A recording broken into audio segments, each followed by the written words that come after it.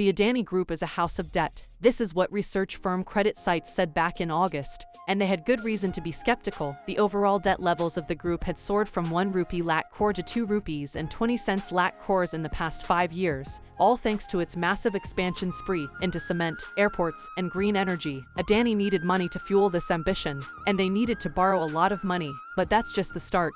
The group plans to pump an eye-watering sum of 12 rupees lakh crores into its myriad businesses over the next decade. It's insane. And if you think about it, most of these ventures are quite capital intensive, not just to set up, but even to run on a daily basis. And if it's perpetually financed by debt, well, the interest burden can get out of hand pretty quick. Now Adani's a pretty shrewd businessman. He knows that fueling his ambitions through debt alone isn't a sound idea. It could all collapse if the tide turns against him. So he needs money that he doesn't need to return. He needs money that doesn't come with the caveat of paying significant amounts of interest periodically. He needs to raise equity capital, and that's exactly what the group has been up to. In April, Adani Enterprises Limited raised over 7,500 rupees crores in equity. They'd convinced one of UAE's largest companies to back AEL, and they're now doubling down on that effort and reaching out to other pension funds and sovereign wealth funds in Canada and the UAE too. But Adani isn't happy with institutional money alone. He wants money from you and me too. That's right. Last week, AEL announced its plans to raise a massive 20,000 rupees crores in equity capital, and a large part of this will come from us, retail folks. Now, before we get into the ins and outs of this fundraising process, there's something you must know about AEL. It is an incubator for the Adani Group's ambitions. What do we mean? Okay, you know the other entities like Adani Airports, Adani Mining, Adani Solar, Adani Data Networks, Adani Water, and Adani Roads.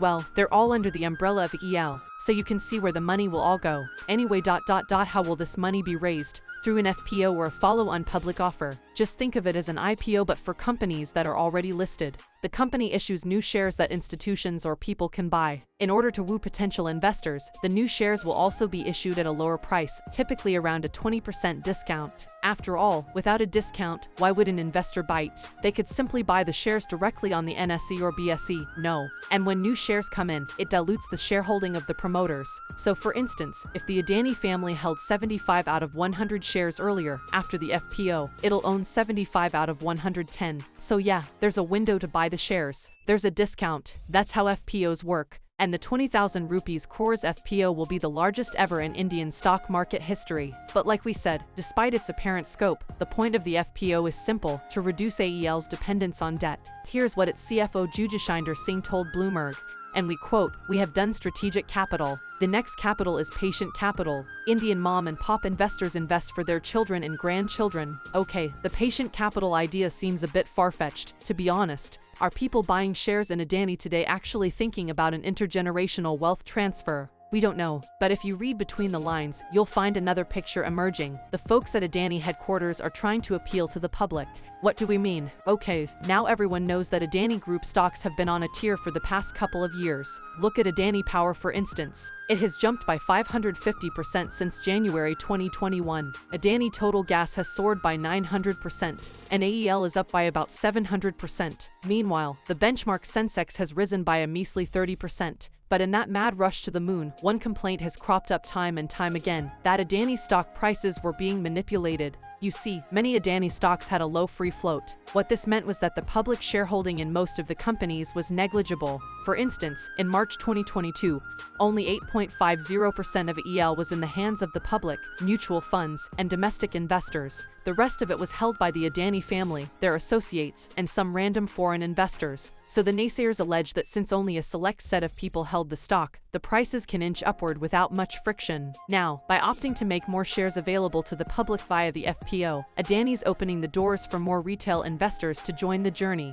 It broadens the shareholder base, and maybe it could kill those complaints of price manipulation as well. Hold on, there's one more thing. You see, FPOs aren't quite common in India. According to the Ken, there have been just 4 FPOs in the past 10 years. Instead, companies in India seem to prefer something known as a rights issue. In fact, there have been 150 rights issues in the past decade. Remember, when Reliance Industries raised 50,000 rupees crores a couple of years ago, Yeah, that was through a rights issue. So, why is Adani choosing the FPO route? Well, it's probably because its structure works to Adani's advantage. You see, in a rights issue, existing shareholders are given the first chance to buy new shares of the company. In a way, it's like rewarding them for their patronage and for being a part of the company's journey. But if these existing shareholders feel that they don't want to buy new shares, they can simply sell this rights opportunity to someone else and pocket the money. So let's assume that EL launched a rights issue. In that case, the Adani family would actually have to participate.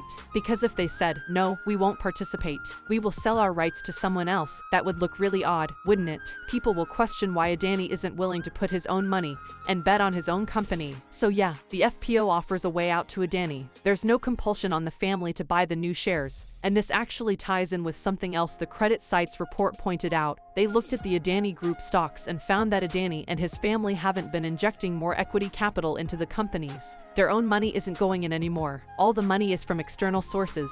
And sure, you could argue and say that, hey, Adani's already got a lot of his wealth tied up in stocks of his companies. Why would he want more? But there are still things for investors to chew on in the lead up to the record-breaking FPO. No.